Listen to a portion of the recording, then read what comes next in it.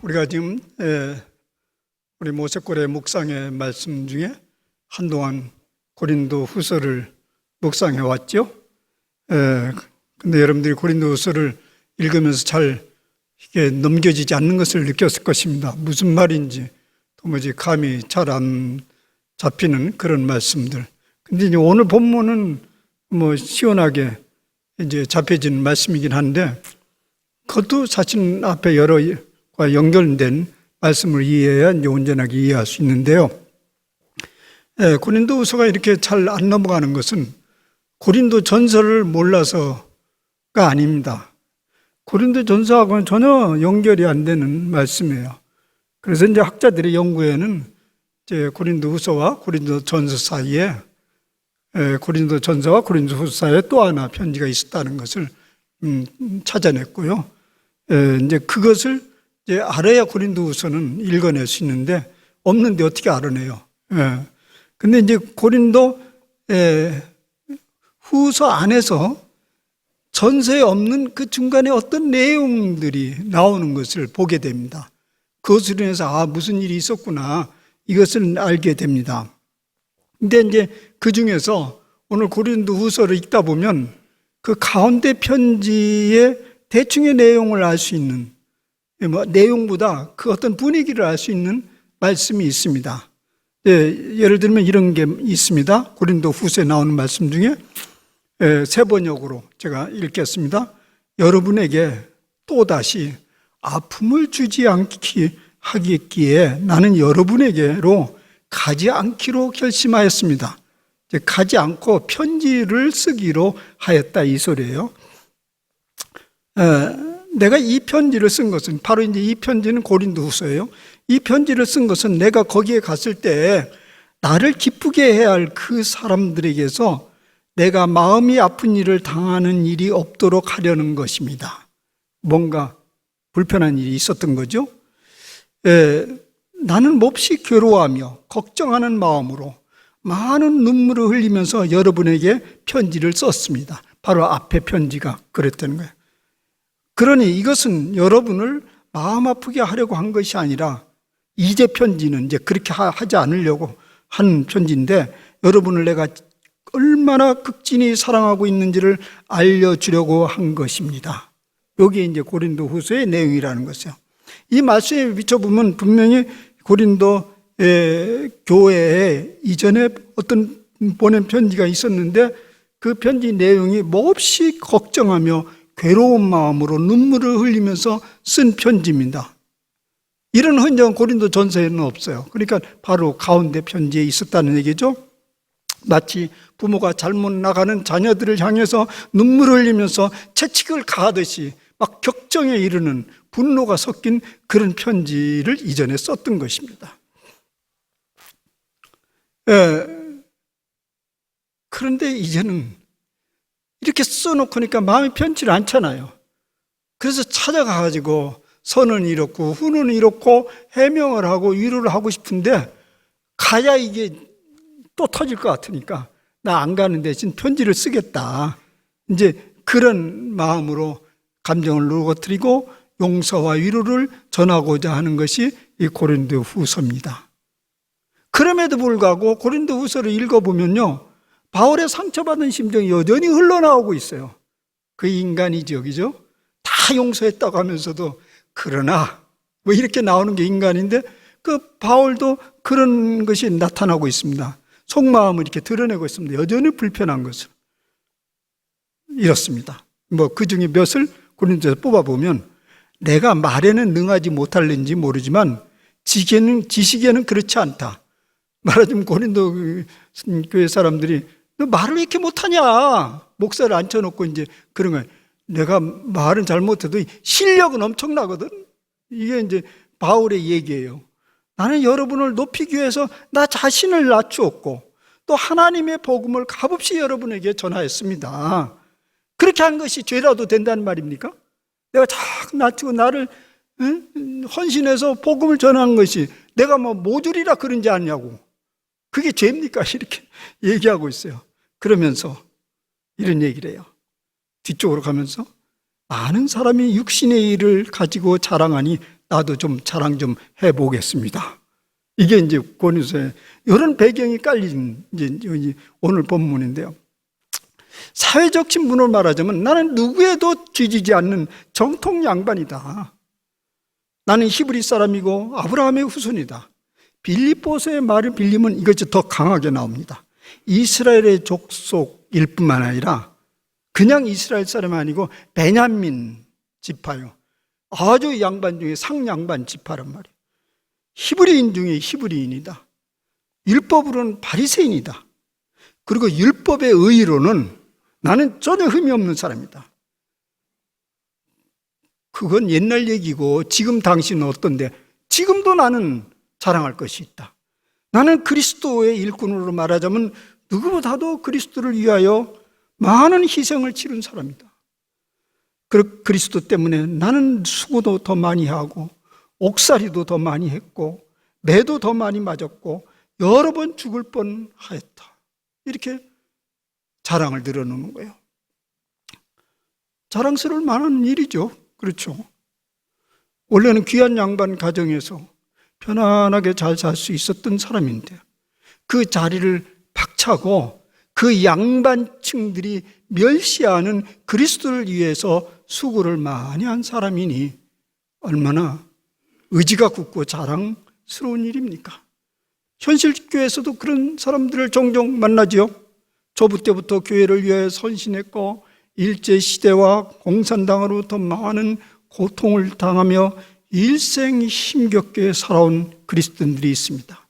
그런 사람들이 우리는 존경이 표하게 되고 참 귀족 같은 신앙의 가문이구나 이런 박수를 보내게 되죠.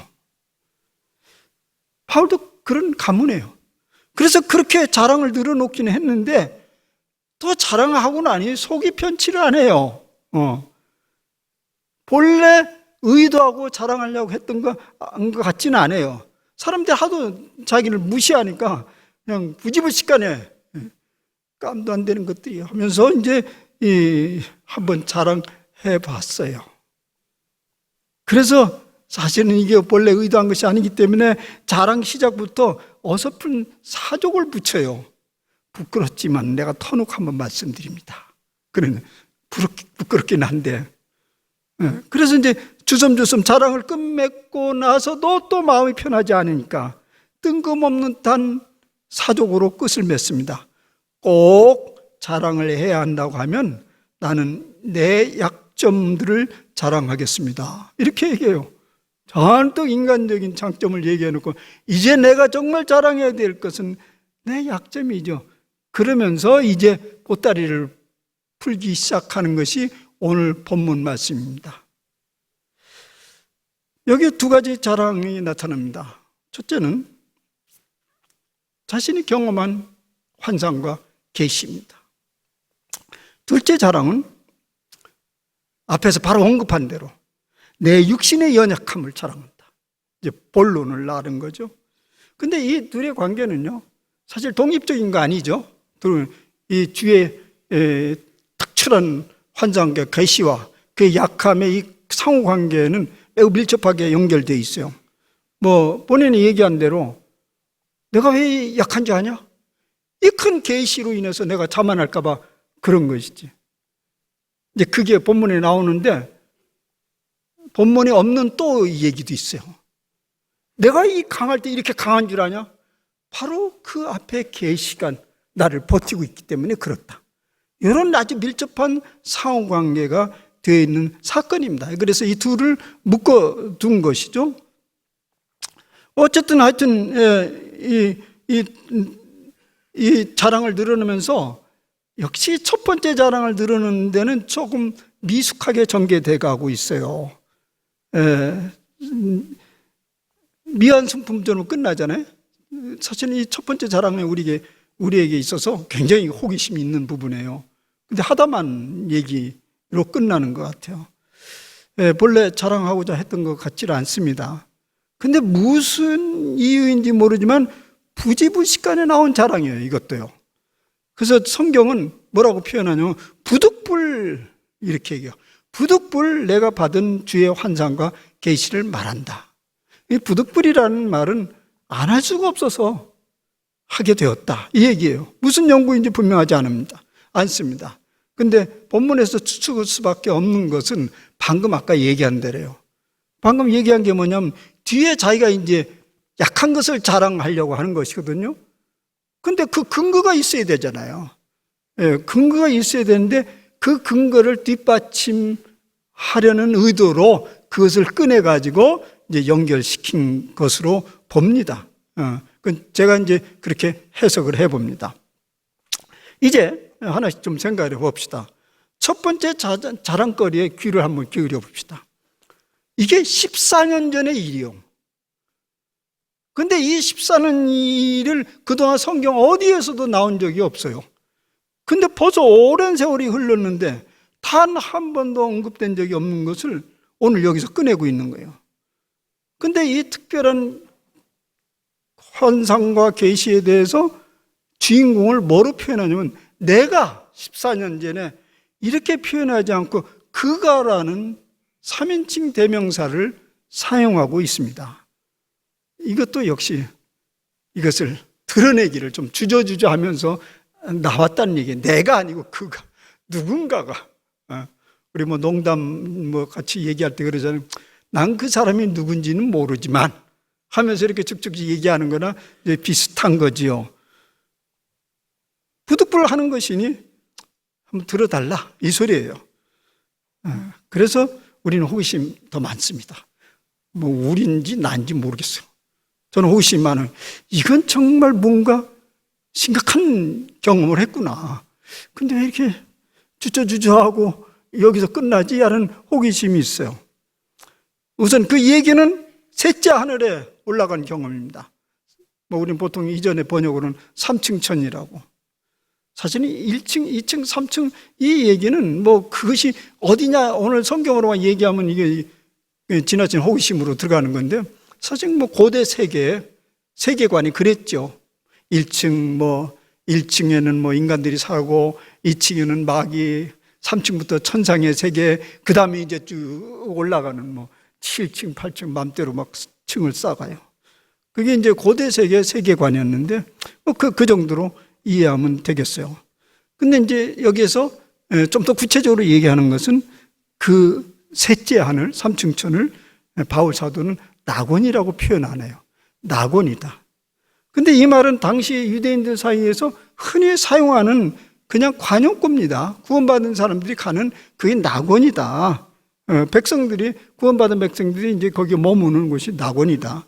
예수님도 이 단어를 뭐 어렵지 않게 썼죠. 어렵지 않게 십자가 못 박혀 죽으실 때 그 옆에 한 강도를 향해서 오늘 저녁에 나와 낙원에 있으리라. 뭐 흔히 사용했던 평범한 언어입니다. 그런데 이제 바울도 이 언어를 채택합니다. 자기가 보고 온 그 세계가 뭔지 표현할 수 없는데 여러분들이 사용하고 있는 그 낙원, 나는 그렇게 말하고 싶다. 그래서 이제 낙원이라고 얘기하는데 이 낙원은 예수님이 하신 그 낙원에 비추어 보면 그건 이제 천국은 아닌 것 같습니다. 천국은 아니고 그 몸을 벗은 자, 막 죽은 자가 잠시 머무는 안식처의 의미를 가지고 있습니다. 이게 이제 고대 세계에서도 그런 의미를 가지고 있는데 여기도 그런 의미로 얘기하고 있습니다. 그래서 사도 바울은 왜 그것을 그런 의미로 이해할 수 있냐면 사도 바울이 얘기를 하잖아요. 내가 몸 안에 있었는지 몸 밖에 있었는지 아직 그게 분명하지 않다. 그러니까 몸의 상태는 완전히 떠난 상태는 아닌 것으로 보게 됩니다. 그러나 그렇다면 이게 뭐 꿈꾼 거 아니냐, 뭐 무의식의 세계에 어떤 것이 드러난 것이 아니냐. 사실 바울이 뭐 심리학을 뭐 아는 건 아니지만 뭐 그런 오해를 가질까봐 분명하게 또 그것을 선을 긋습니다. 분명한 것은 이 환상은 결코 정신적 상상력이나 비정상적인 병리적 현상은 아니다라는 것을 강조하면서 두 가지 이유에서 그렇습니다. 뭐냐면 첫 번째는 이 경험은 주의 환상과 계시다. 주님이 의도적으로 나를 위해서 보여주신 사건이라는 것을 못을 박습니다. 두 번째는 사도 바울 자신이 직접 들은 말이 있다는 거예요. 내가 직접 들은 말이 있는데 여기에 우리가 호기심이 있어요. 직접 들은 말이 뭔가? 근데 그 말은 이렇습니다. 말로 표현할 수 없는 말을 들었다.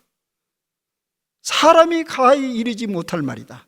세 번역으로 말하자면 말로 표현할 수도 없고 사람이 말해서도 안 되는 말씀을 들었습니다. 하지를 말지. 무슨 소리야? 근데 이것은 신비 경험의 공통적인 특성입니다. 제가 이 부분에 대해서 공부를 한 바가 있기 때문에 많은 종교 심리학자들의 이 특별한 이 신비 경험의 특징을 묘사를 한 특징을 몇 가지로 얘기합니다. 한 6, 7가지 얘기하는데 이제 그 중에 이제 첫 번째, 두 번째가 여기에 딱 맞아요. 현재 종교 심리학들 중에서 이제 이 부분을 거의 완벽하게 잘 정리해 놓은 사람이 윌리엄 제임스라는 사람인데, 뭐 19세기, 20세기 초에 이제 하버드 대학교 교수로 세계적인 석학으로 이름을 날리고 있고, 그의 책은 지금도 고전으로 남아 있습니다. 이제 그가 얘기하는 특별한 세계의 경험은 우선 첫째 특징이 뭐냐면 말로 표현할 수 없다. 이거예요. 공통적이에요. 영어로 ineffability. 말로는 이렇게 묘사할 수가 없다. 그럼 여러분 대충 어디 갔다 왔는데 내가 보고 온 천국 자세히 묘사하는 거, 혹하는 거, 거짓이라는 것을 받아들이면 되겠어요. 자기 소설을 쓰는 거라고요. 말로 표현할 수 없다. 왜냐면요, 우리가 말로 표현할 수 있는 건 대부분이 감각을 통해서 경험된 것이죠. 이 감각 속에서 감각을 통해서 이 감각이 지각작용을 해서 이제 합리적인 말로 설명을 하는 거죠. 그래서 상세히 설명할 수 있습니다. 감각적인 세계는. 그러나 이 특별한 이 경험은, 환상과 계시, 신비 체험은 우리 감각 세계를 훨씬 뛰어넘는 초월적 어떤 세계이기 때문에 우리 감각으로, 지각으로 디테일하게, 자세하게 묘사를 할 수가 없어요. 그래서 이 특별한 하나님의 계시가 사실이라는 방증은 말로 잘 표현할 수 없는 거예요. 두 번째는 이 경험이 얼마나 강렬하기 때문에 그 흔적은 결코 지워질 수가 없어요. 보세요. 바울의 이 경험이 14년 전의 일이야. 근데 지금 그에게는 생생하게 남아 있어요. 말로는 전할 수 없지만 생생하게 남아 있어요. 표현할 수 없어. 그런데 전하고 싶은 거예요. 그래서 오늘 할 수 있는 만큼 묘사를 해낸 겁니다. 물론 전할 수 없고 말로 할 수 없다고 해서 그것이 무엇인지 경험한 사람이 모르는 바는 아닙니다. 내면 깊은 곳에서 그것이 무엇인지 알아냈어. 바로 이것이다. 그걸 붙든 거예요. 그래서 전해주고 싶은 건데 뭐 여기서 그만. 우리가 서신서 곳곳에 보면요, 바울 서신서 곳곳에 보면 과연 사람에게 이런 일이 있을 수 있어? 라는 얘기들이 곳곳에 있어요. 흔적이. 뭐 예를 들어서 나 정말 빨리 가고 싶다. 그리스도와 함께 있는 것이 난 너무 그걸 사모스럽다. 그러나 너희들을 위해서 난 있기에 여기 있는다. 그런 얘기 있잖아요. 그리스도가 그걸 2번씩이나 얘기하는데 저게 진짜야? 그는 봤어요. 그 세계를 경험했어요. 그런 일들이 서신서 곳곳에 반영되어 있습니다. 그의 경험이. 근데 그러니까 그가 뭐를 말을 못해도 확실히 그 세계를 그는 파악을 하고 있었어요. 바울 사도가 이런 것들을 성도들에게 자세히, 시원하게 전해주고 싶은 마음이 없었던가 아니에요. 그런데 명확하게 설명을 못해도 더 설명해 줄 수는 있었어요. 여기 흐름에 보니까 좀 더 자세히 설명해 줄 수도 있었어요. 그러나 여기서 멈춘 이유가 있어요. 우리 다 알잖아요. 누가 나를 보는 바와 내가 듣는 바에 지나치게 생각할까 두려워하여 그만둔다. 이 말은 주님이 주신 환상과 계시의 의도와 상관없이, 주님이 우리가 계시와 환상을 주는 것은 의도가 있는 거 아니에요. 그거와 상관없이 사람들은 나를 주목할 수 있다. 나 특별한 사람이니까, 특별한 경험을 했기 때문에. 우리는 지난주에 설교했어요.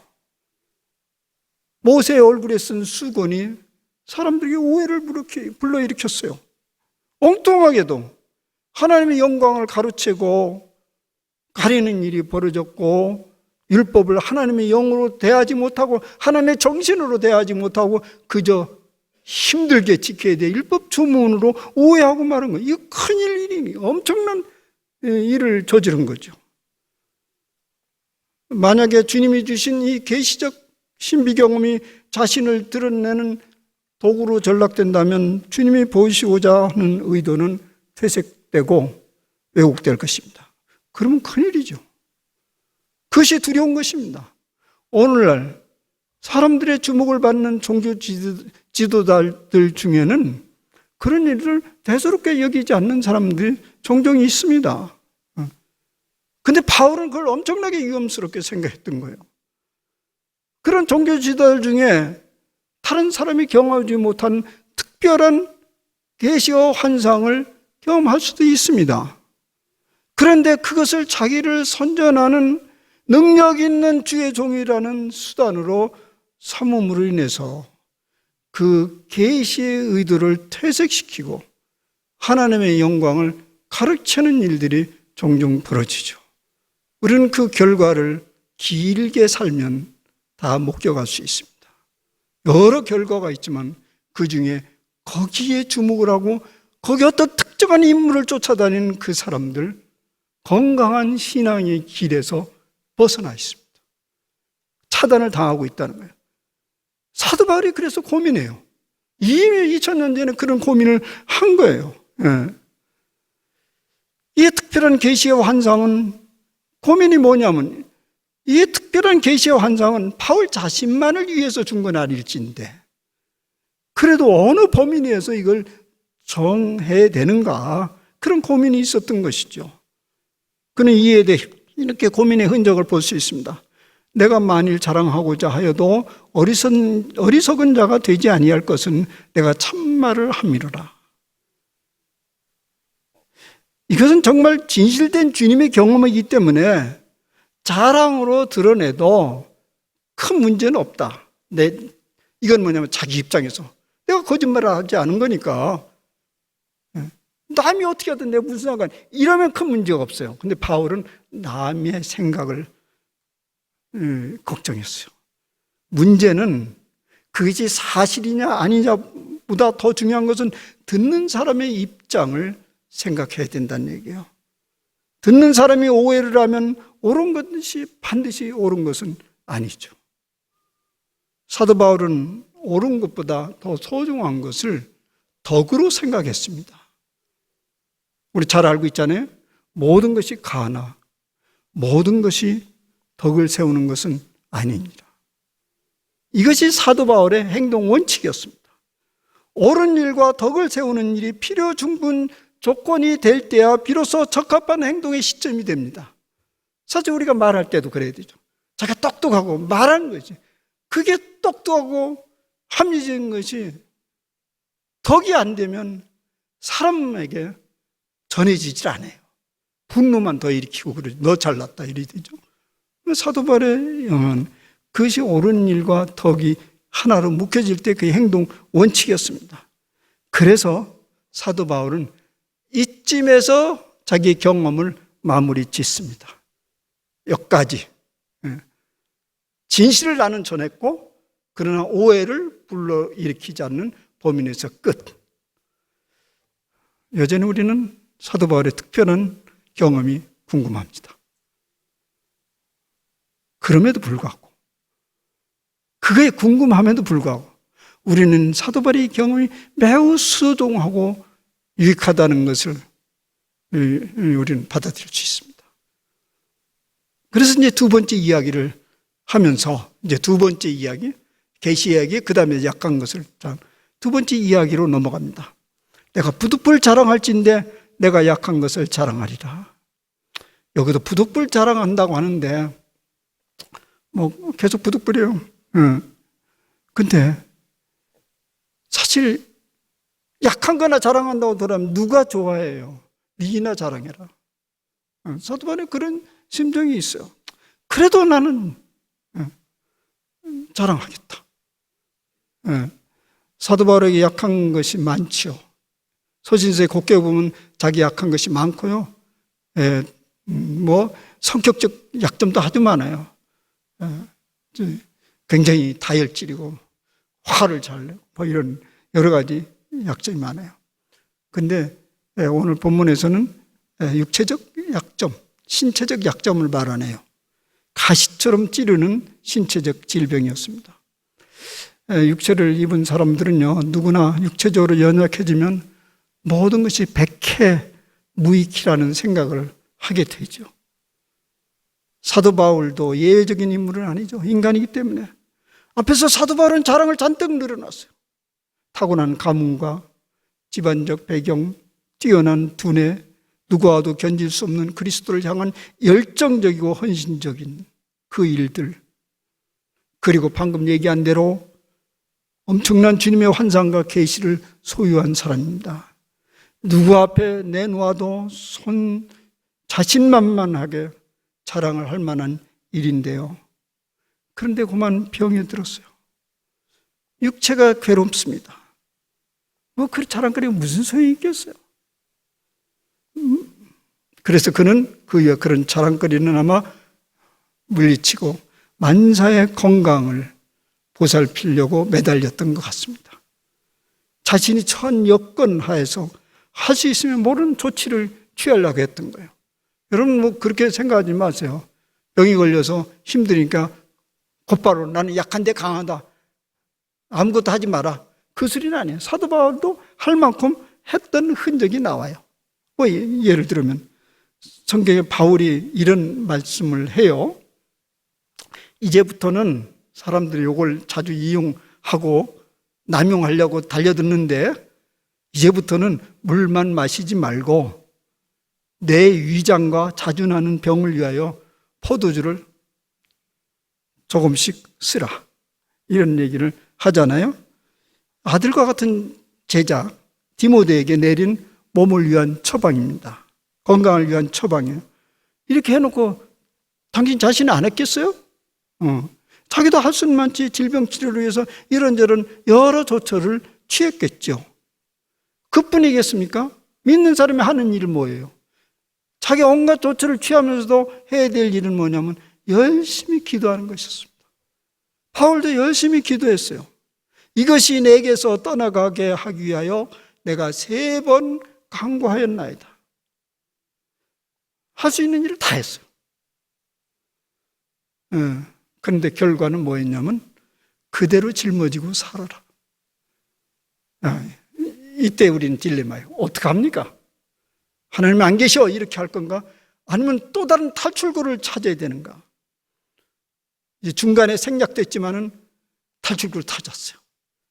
그 과정은 이제 앞에 얘기한 것과 연결시켜서 생각할 수 있어요. 그 탈출구가 뭐냐면 주님의 음성을 들은 겁니다. 내 은혜가 내게 족하도다. 이는 내 능력이 약한 데서 온전하여짐이라. 그래서 앞에 그 얘기도 한 거예요. 이 계시의 일을 받은 것이 너무나 크기 때문에 이것을, 이 가시를 준 것은 나를 하여금 또 다른 삶을 영위하기 위해서 주신 것이다. 그렇게 결론을 내린 거예요. 내 은혜가 내게 족하도다. 이는 내 능력이 약한 데서 온전하여짐이라. 우리 이 말, 이 얘기 너무 좋아해요. 들으면 다 은혜를 받고요. 내 은혜가 족하네 이제 찬송 부르면 맞아 그러지. 웬만큼 살 때 하는 얘기요. 생명을 위협받는 가시와 같은 고통이 끊임없이 지속된다면 그런 소리가 귀에 들려오겠어요? 육체가 무너지면 모든 것이 끝나는데 뭐 은혜고 뭐고 그게 무슨 얘기예요? 사도 바울도 우리와 같이 육체의 한계를 지닌 사람인지라 동일한 경험을 했고 동일한 반문을 했을 것입니다. 그러나 이 이기적인 순간을 은혜의 기로 받아들일 수 있는 것은 다름 아닌 그동안에 하나님이 내려주신 수많은 계시와 환상과 은혜를 그가 기억하고 있었기 때문입니다. 그래서 절망 가운데 있는 동안 방향을 확 돌아선 거죠. 이게 믿음입니다. 뭐 믿음이 반석같이 굳건히 뭐 와라, 난 내가 문제없다, 그런 믿음의 사람은 없습니다.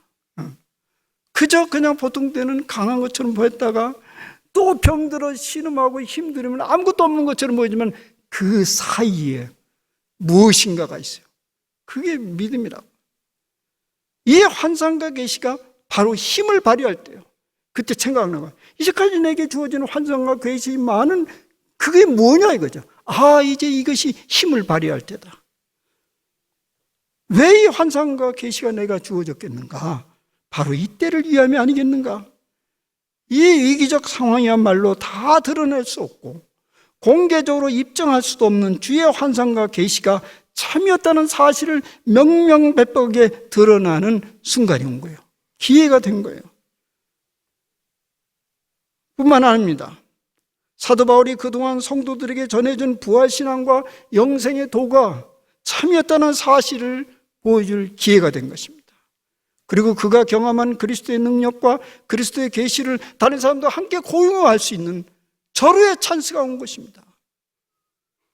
그러니 자신이 지금 겪고 있는 고통과 연약함이 그리스도의 능력에 비하면 아무것도 아닌 것이죠. 그러므로 내가 그리스도를 위하여 약한 것들과 능욕과 궁핍과 박해와 공고를 기뻐하노니 이는 내가 약한 그때 강함이라 라는 고백을 할 수밖에 없는 거죠. 우리의 육체적 강건함과 연약함은 그리스도의 능력과 생명과 어떤 의미에서 반비례합니다. 우리의 육체적 강건함과 그리스도의 능력, 연약함과 그리스도의 능력 반비례해요. 우리가 잘 되고 건강하면 그리스도의 능력이 내게 임했다 그러면 그건 별로 힘이 없어요.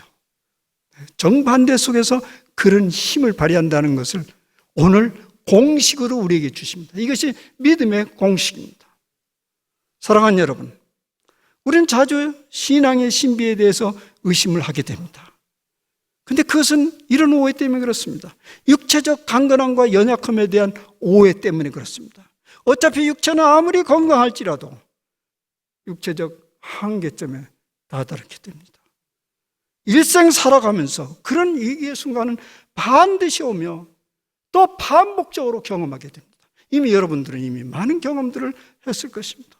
지금 그런 연약함 속에 시달리기도 할 것입니다. 그 순간을 그리스도의 능력과 영원한 생명을 직간접적으로 경험하는 기회로 삼는다면 그것이 바로 믿음이에요. 그때 비로소 우리는 연약함이 강함이라고 고백할 수 있습니다. 사실 믿음이라는 것은 아무것도 보이지 않는 캄캄한 터널 같은 건 아닙니다. 우리는 보통 아무것도 안 그냥 믿어 그런 건데 그렇지 않아요.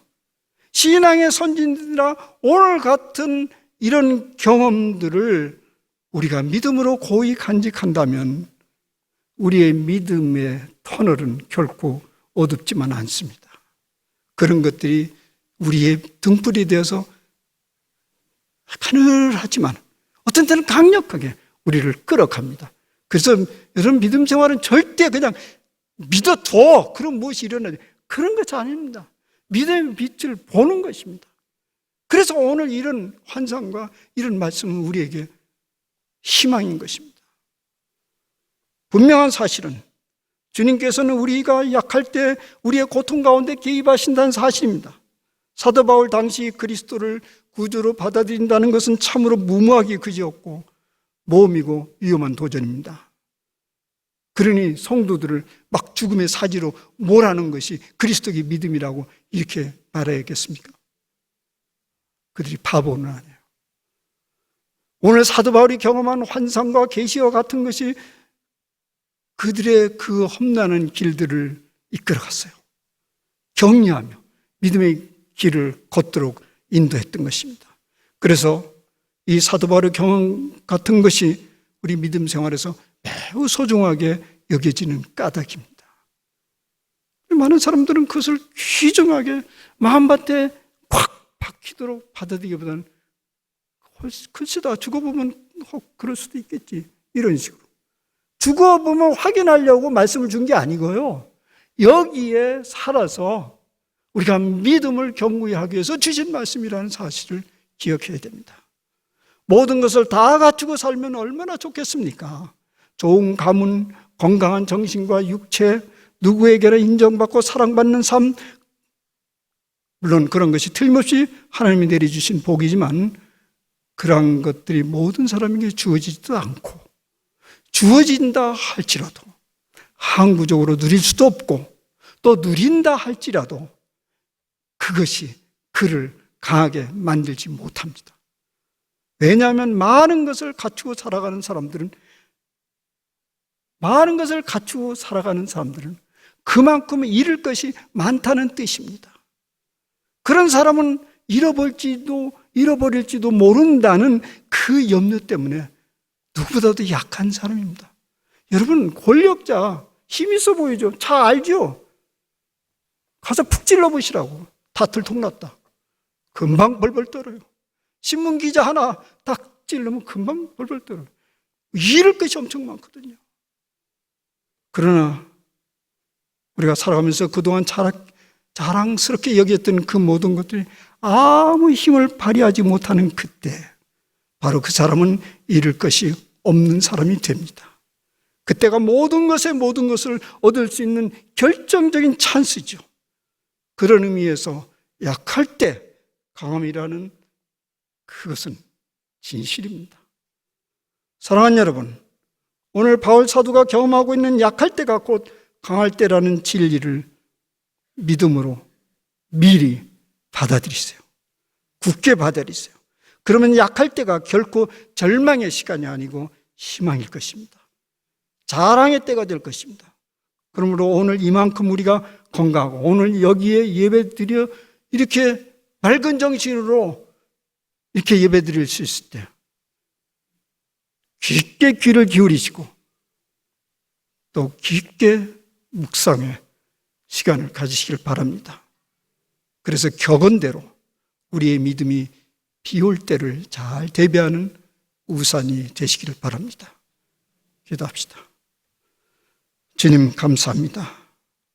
신앙의 선진들로 하여금 우리에게 빛이 되게 하시고 우리의 결국을 미리 보게 해주셔서 감사합니다.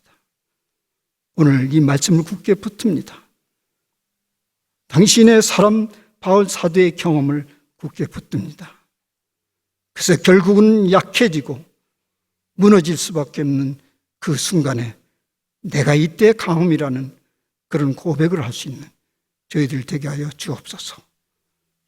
예수님의 이름으로 기도합니다. 아멘.